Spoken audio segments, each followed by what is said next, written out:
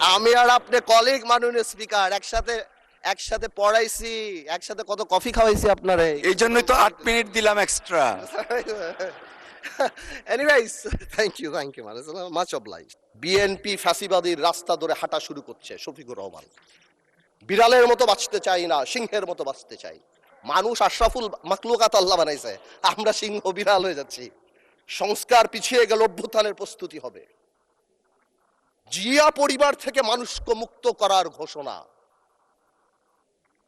16 বছর জিয়া পরিবারের থেকে মুক্ত করতে শেখ হাসিনা হেলিকপ্টার দিয়ে পালিয়েছে, সাতরায় পালাবে মাননীয় স্পিকার বলে কি? জিয়া পরিবার মানে বাংলাদেশের গণতন্ত্র, জিয়া পরিবার মানে বাংলাদেশের স্বাধীনতার ধারক বাহক,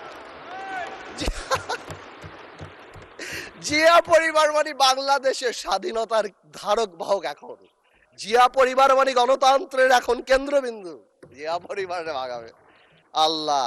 আওয়ামী লীগ সরাতে 17 বছর লেগে 16 বছর, আপনাদের সরাতে 16 দিন লাগবে না। এখন এইসব কথা বলার পরও যেই আমরা একটু অ্যাটাকে যাই, আসুন আমরা সবাই এক হয়ে যাই। এই ডাবল স্ট্যান্ডার্ড করে লাভ হবে না। আমি বিরোধী দলের নেতাকে সম্মানের সাথে বলতে চাই, আপনি আপনার ঐক্য, আপনার দলে ক্লাস নেন। আপনি বুঝান that he who comes in equity must come with clean hands. আপনি একবার এক কথা বলবেন রাজপথে, গণঅভ্যুত্থান ডাক দিবেন। এই যে নাহিদ ভাই কই আজকে হ্যাপি বার্থডে বললাম, সে দেখি আগে গুলি নাকি আগে খাবে। কে মারবে ভাই তোমার? কেন মারবো? আমরা একসাথে যুদ্ধ করেছি আমরা 2 বছর আগে।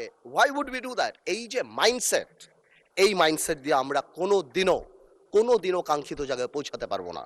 একটু আগে সালাউদ্দিন ভাই তাকায় আছে, একটু আগে আমাদের মাননীয় আমার তো ভয় লাগে ওনারে, একটু আগে আমাদের স্বরাষ্ট্রমন্ত্রী সাহেব উনি বলে গেল জাতি বিভক্ত করা যাবে না।